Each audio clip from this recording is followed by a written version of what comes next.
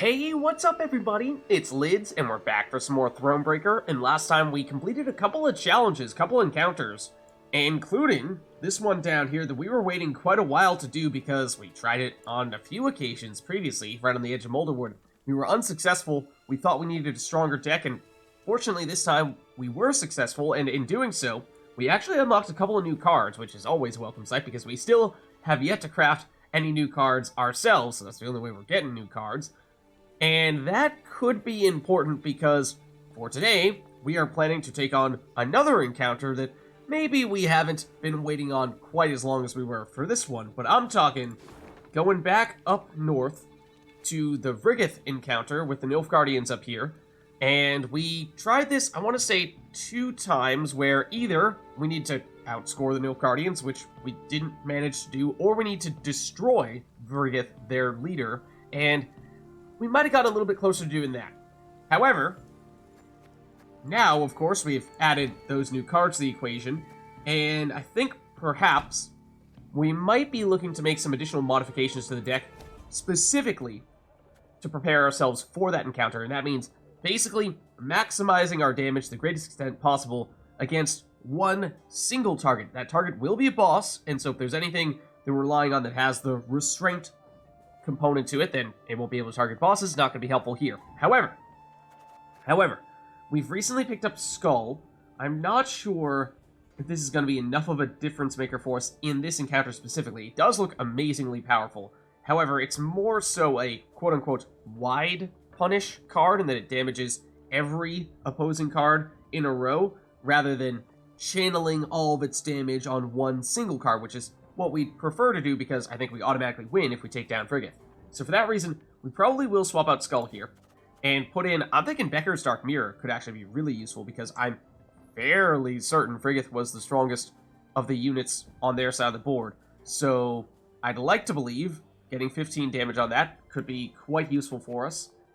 And then Alzur's Thunder, I think we did have this at the time. It is a relatively new edition, but I think we did have that. The other thing I was considering was, I mean, these combined with our leader ability, combined with Scepter of Storms, may just barely be enough. But if we are to make one of those upgrades to allow us to use one more trinket in our deck, then suddenly things get interesting, because then we have perhaps a few more options for us. And I was thinking, possibly even this, if some of our opponents get boosted, this might be more so the case of, if we are unable to destroy Vrigith, then just resetting all of our opponent's units so they aren't boosted to the stratosphere.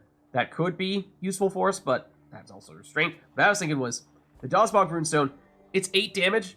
It's not a huge number, but if you combine that with all these other things, and our leader ability, then that starts to add up quite a bit, and if I remember correctly, one of the tricky things about that Nilfgaardian encounter was that many of their cards had abilities that made it so that they were going to damage their weakest unit, but then boost their highest unit. So if Vrigith turned out to be their highest unit, then he was going to continue to get boosted higher and higher, and he's just going to be harder and harder to catch, and it becomes sort of a feedback loop.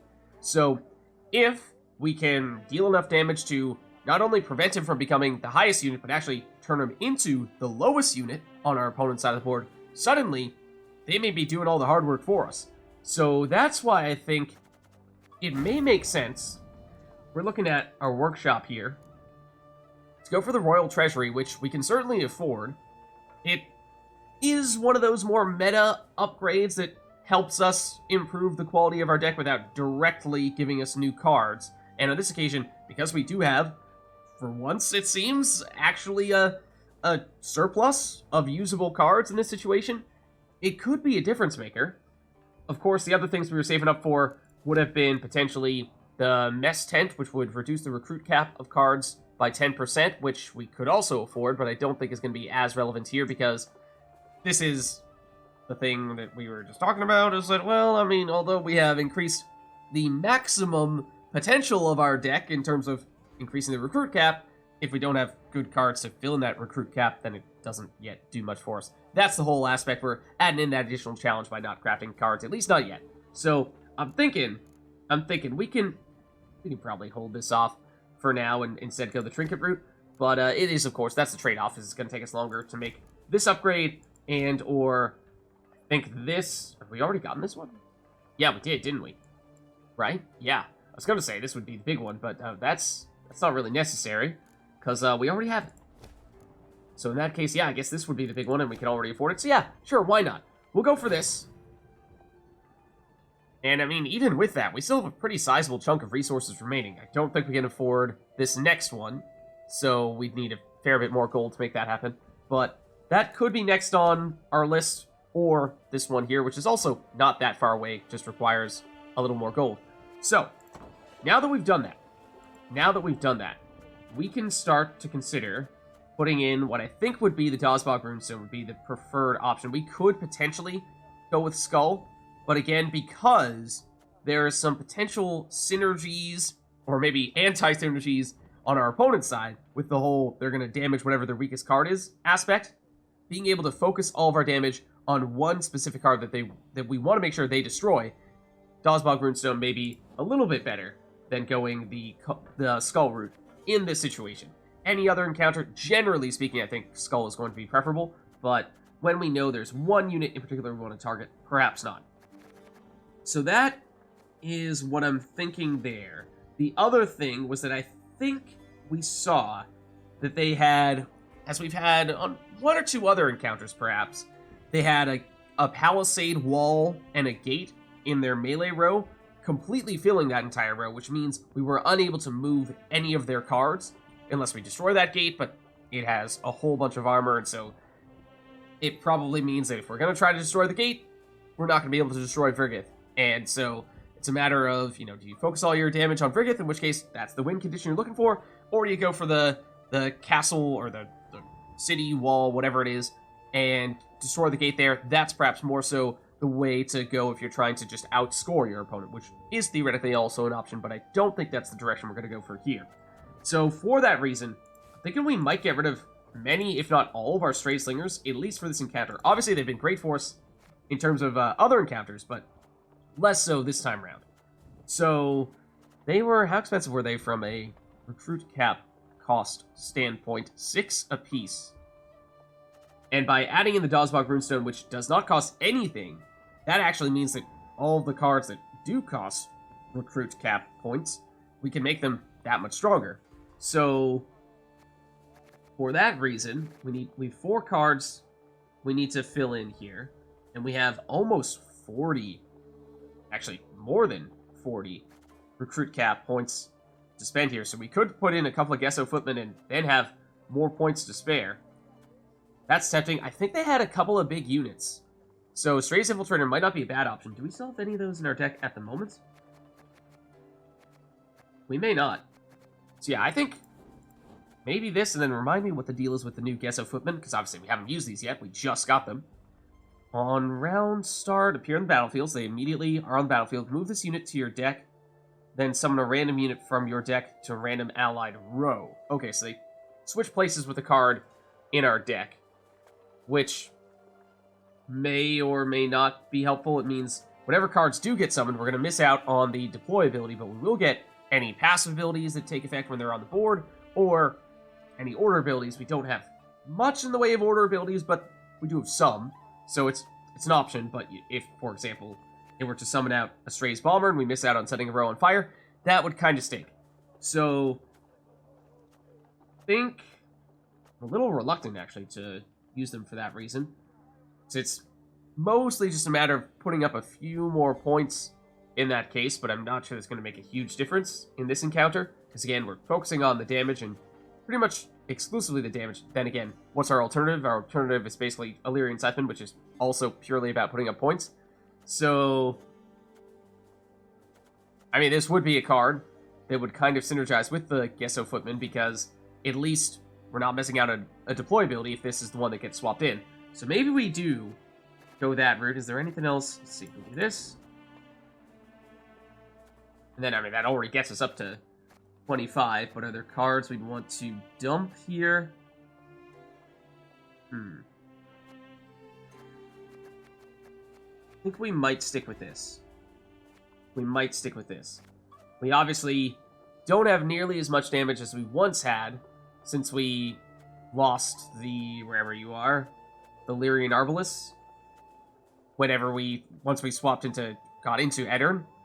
The Stray Slingers have kind of taken their place, but haven't been quite as good at specific targeted damage at one given unit, which is very much what we're looking for here. So this would be the go-to if you are trying to do this encounter, and you're not giving yourself these arbitrary handicaps to make things a little more challenging, a little more interesting. But anyways, I'm curious to see if this will suffice.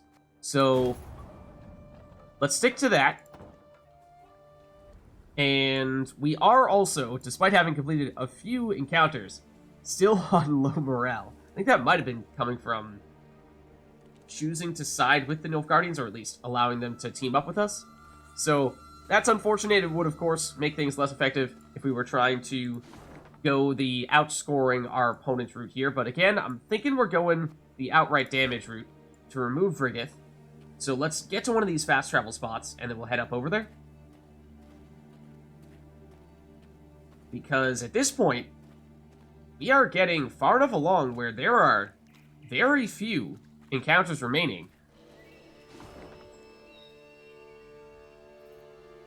This is just this, which is the one we're about to do, and the two leading right up into what I imagine will be the last encounter in all of Eddern. So we do still have shrines, one we were just standing next to, one back here, and one over here as well, if needed, if we do want to switch up our strategy a bit and just go the outscoring our opponent route. But since, if we destroy Vrigith, we don't need to outscore them, maybe that's reason for us to potentially, at least, be able to save those shrines, and if we need them for one of those last 2 or 3 encounters, then we have a backup plan in case. That does become an important thing that we need to have working in our favor. Alright, so this is it.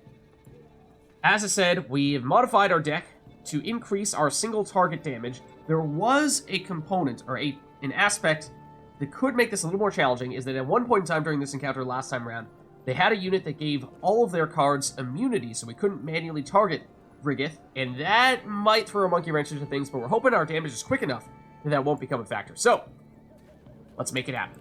The Lyrians had no trouble finding. We have heard all this stuff before, so I'm thinking I may skip through this. And we have the option to avoid the battle, and I think once again, it sort of gave us the framing of, well, this is not really a necessary encounter, it's purely optional, it's not of any strategic importance, but whenever we've heard that in the past, it has generally led to encounters that have given us really good rewards if we do finish them. So for that reason, I'm hoping we might get something nice out of this. So, of course, we're attacking. Meve said,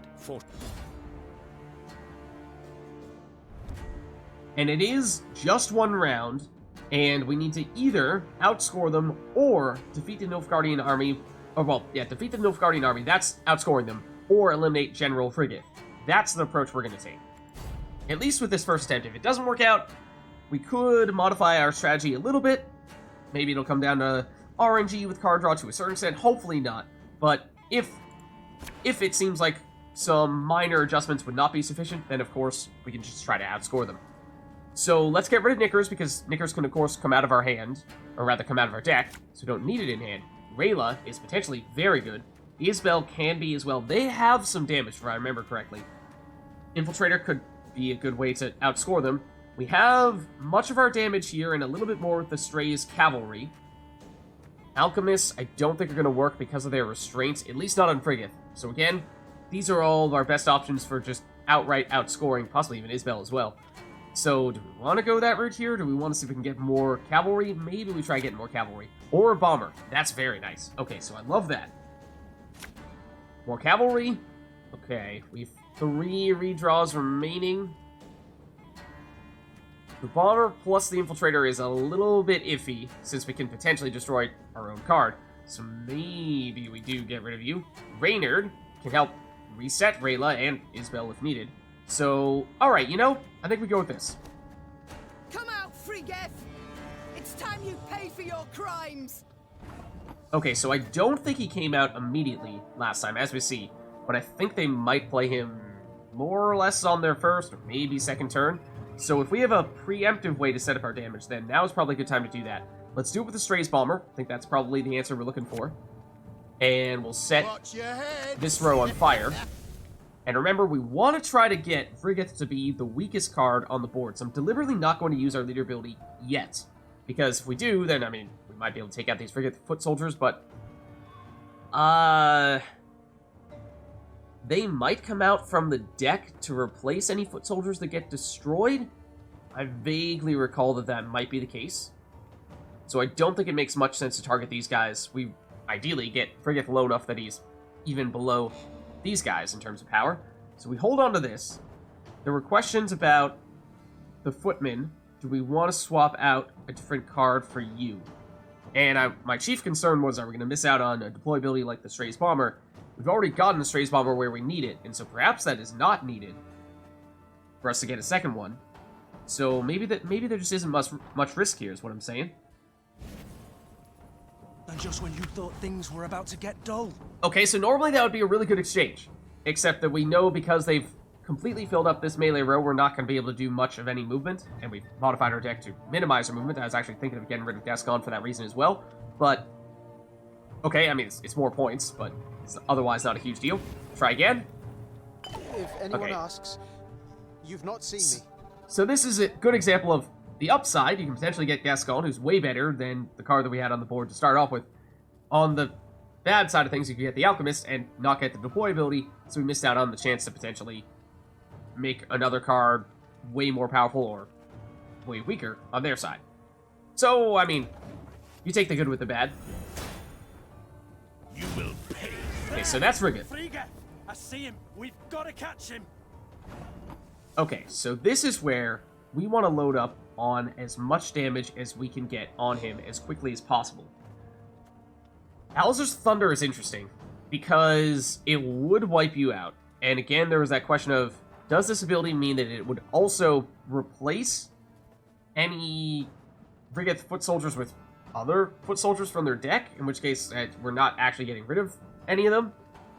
I mean, I guess even if that is the case, that's not the end of the world.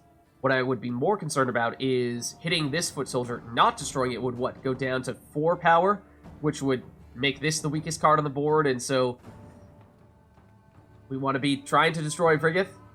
Want to get him to be the lowest card as quickly as possible. So, I mean, we might go Becker's Dark Mirror first. Because we do have the lowest card on the board, any one of these guys. I think we do this. That hits you pretty hard, and then also we'll get Knickers out. Okay, so 19, I mean, you're certainly still the highest unit on the board at the moment. But if we combine that with our leader ability, that'll get you down a bit. Then these guys, the Gesso Arbalists, they deal 2 damage every time we use our leader ability, so we're hoping that that hits Frigeth and not the other foot soldiers or other units that will end up going into this row. Otherwise, that could potentially complicate matters a bit. Because as soon as Frigeth is the lowest card, not only will they start to damage it with some of their cards, we also have the Scepter of Storms, which can potentially take it out that way as well. So, I think we'll leave it at this for now. See, that's what we're looking for. Oh, yeah, you got boosted. You're the lowest right now.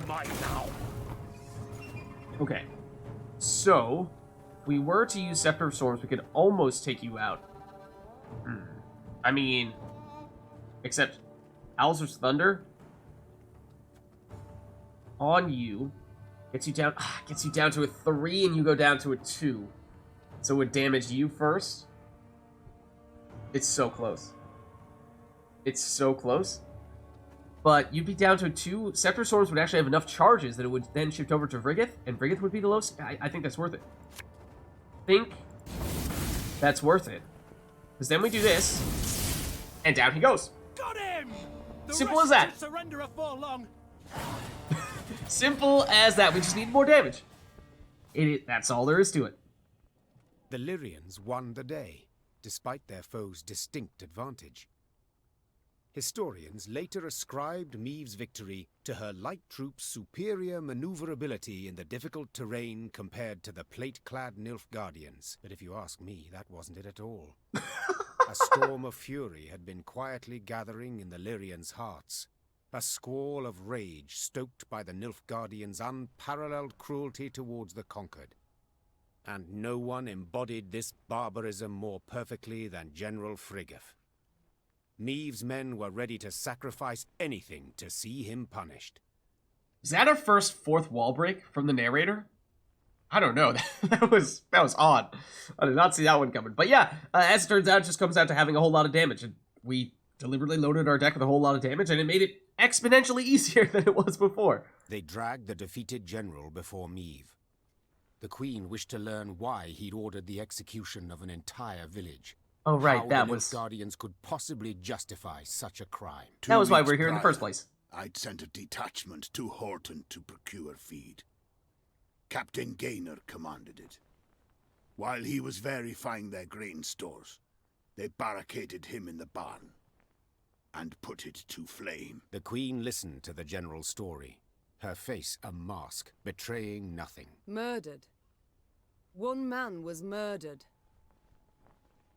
So you murdered an entire village. I mean... Nilfgaardians, they can dish it out, but they can't take it.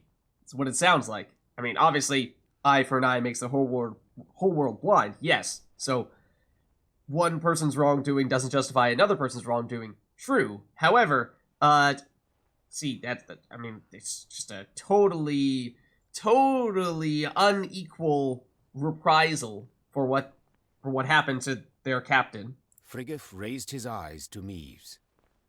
The queen was surprised to see them wet with tears. Yes, my lady. My son. The general's simple words bore pain, grief, and a thirst for revenge that would never be slaked. Okay, now I see. I was gonna say, I mean, yes, obviously losing one of their people, one of the Nilfgaardian, and ranked, fairly highly ranked, what do you say, captain, from their troops that's a big loss, yes, but it's one soldier, and what did they do? Did they burn the entire village that we came from? It was a little while ago, so I don't remember all the details, but I remember there was only one surviving person from the village. He was the one who told us to go here to track down the Nilfgaardians, and he only survived because he hid. So, yeah, one person for entire village. Again, eye for an eye is not the way to go about doing this, but still, if you were trying to justify destroying an entire village, then losing one person is not the best justification. I mean, obviously, then we get the additional information. Oh yeah, by the way, it was his son. Okay, so it's personal. There's a little more to it than just that. The queen had to decide what to do with Frigga. No doubt the general had earned punishment, the harshest possible at that. Yet, such a weighty personage could fetch a hefty ransom, and Meve's army desperately needed the gold. What? That is not the choice I was expecting us to have here. Execute him, which sounds like that is the popular decision. If you want to put it that way. Maybe raise our morale, or ransom the general, perhaps lower our morale. However, get some gold or something else in return. Might not go over all that well with some of our teammates again. If we had Eek still, I'm sure he would not be terribly pleased about that. Rayla would probably be fine with it. I mean, Raynerd seems to be, he'll go with anything we say. And Gascon probably doesn't care either. Person I would potentially be concerned about would be Isbel, but I'm not sure if this is enough of direct of a conflict with what she said she would not do for it to be reason for her to leave. Like she said, she's all about healing. She doesn't want to harm or hurt or kill anyone. And while this is pretty cruel, it's not murdering him. Or, I mean, technically this is murdering him. So if anything, I guess you could say that Isbel would be less approving of this option. But the thing is, if we're talking purely from a practicality standpoint, purely from what is best for us, I mean, we have 3 shrines remaining right now, so if the downside of doing this is supposed to be that we get low morale, then we can immediately make up for that, so, like, I mean, I'm just saying, maybe that isn't much of a downside after all. If there's other consequences for it, then that becomes more of a factor, but Let's do it. In the end, the Queen decided to return the general for a golden ransom. Whether she chose the path out of mercy, moved by the Nilfgaardian's tears, or out of pure material calculation, sensing an excellent chance to replenish her war chest, More so the it is latter. hard to say. One thing is certain. Her men were crestfallen at the news. As expected. They had challenged Friggif's greatly superior forces in the name of justice, not gold. Yeah, and we got, what, like 119 gold or something like that from it, which is very little in the grand scheme of things. But we lost morale as expected. As I said, we have ways to get that back, so not really concerned about it. I guess that's the luxury of having saved all of these shrines, is that we don't really need to concern ourselves about having low morale, because if needed, we can always reset it. Okay, well, I suppose that means, would that be one more point toward dictator lids, maybe? Kind of, sort of, I mean, the alternative was executing the guy, so not even sure if that's the case. Both options were pretty cruel. Just one of them was the popular opinion, and one of them was not. So, combine the additional gold that we got with the gold that we're getting here, and I mean, this is adding up to be significantly more than what we got from the actual encounter. Oh, almost missed. Wood over there. Anything else? Hiding in the corners. Oh, hold on. Yes, kind of, sort of. I think that is something we can take. Yup. And here as well. We just never approached from this angle, I suppose. Is this also wood we can take? No? Guess not. Okay. So, I mean, let's just take a quick look. Because from a resource standpoint, are we able to make any more upgrades? We still are short on gold here. And we can afford to reduce the amount of recruit cap points that units cost, and so that's tempting. I think since this would drop us pretty low from a gold standpoint, let's not do it just yet, just in case we do find ourselves in desperate need of crafting some units later on. But we're close enough to the point where we have one more encounter or two more encounters, get a little more gold in the process, then perhaps at that point there's enough of a margin that even if we were to make this purchase, we still have enough gold remaining that we can buy some stuff, some units, if absolutely necessary. So we'll hold off just a little bit longer.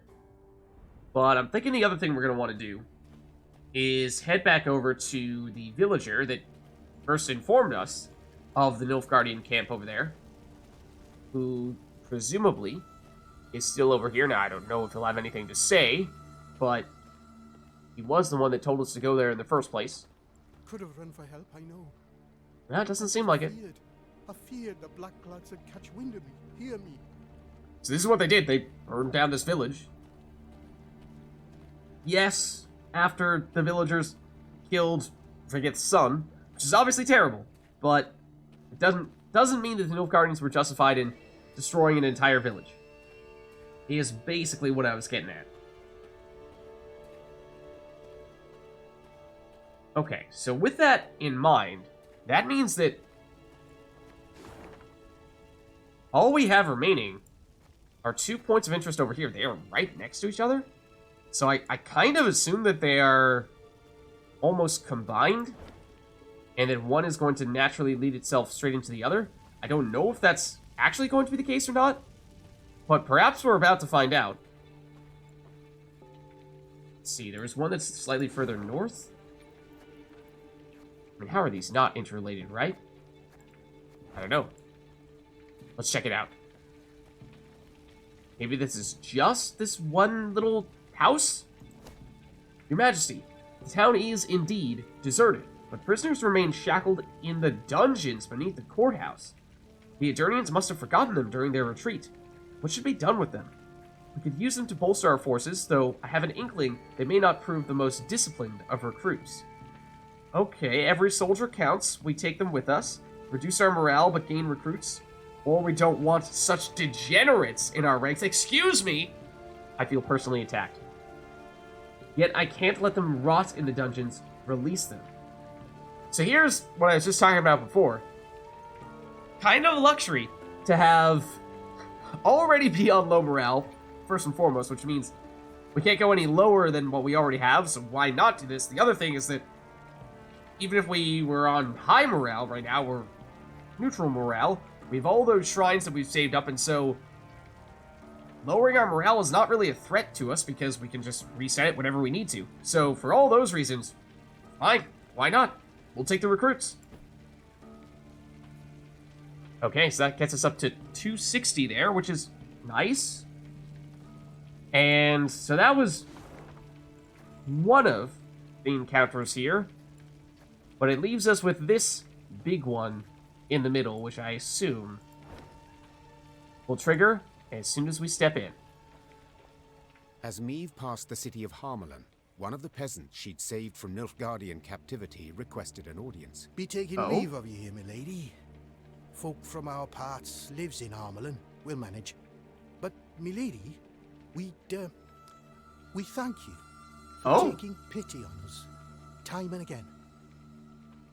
Okay. I assume this was a specific person or group of people that we rescued previously. I vaguely recall this, but I don't remember all the circumstances. Oh, and they give us a bone talisman. It's a new card. This card has been added to your army and can be found in the command tent.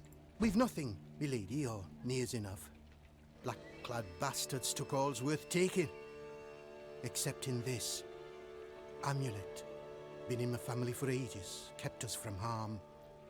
May it do the same for you. Meve wanted to say she did not believe in peasant superstitions, but when she took the ivory pendant in hand, she felt a curious warmth from it. Oh? The peasant bowed, then joined the others as they trod off towards Harmelin. Okay. Here I was, expecting some kind of fight, but no. Turns out we got a new card. I'll take it. Let's see, any loot or obviously some NPCs we can speak to over here. We're safe behind these walls. At least for now we are. Okay, that might be, in fact, the same person we just had leave our group. Sounds like the same guy. You've twice shown us mercy, Millie. Military bless you twice over just the same. Oh, thanks. This pendant, your majesty. Wear it round your neck, always. It'll keep evil from you. I hope so. We're safe behind these walls. Okay. At least for now we are. So that's it from that individual. Okay, this looks like this might be the end of Eddard here. That spot right there. Oh, you can hear the siege engines because we are right at the end. But let's take a look at what that card is that we just picked up. I'm assuming it is a trinket, and we just increased the maximum amount of trinkets that we can equip, so put in our deck. A mysterious ability lies within. What the heck? What does that mean? What does that mean? The simplest of objects sometimes possess the greatest power. How am I supposed to interpret that? Okay. Obviously, we have modified our deck recently to do the Vrigith encounter to maximize all of our damage, which in some cases was at the cost of what would otherwise perhaps be better cards. Like Becker's Dark Mirror was always a double-edged sword where we weren't sure if we were going to be able to damage our opponent, or sometimes we were at risk of damaging ourselves. So maybe it's worth swapping that out. And the Dazbog Runestone, I mean, 8 damage usually is 8 points for one card, so not very much by our current standards, so probably worth getting rid of that. We just had it in our deck for that encounter previously because we were maximizing damage.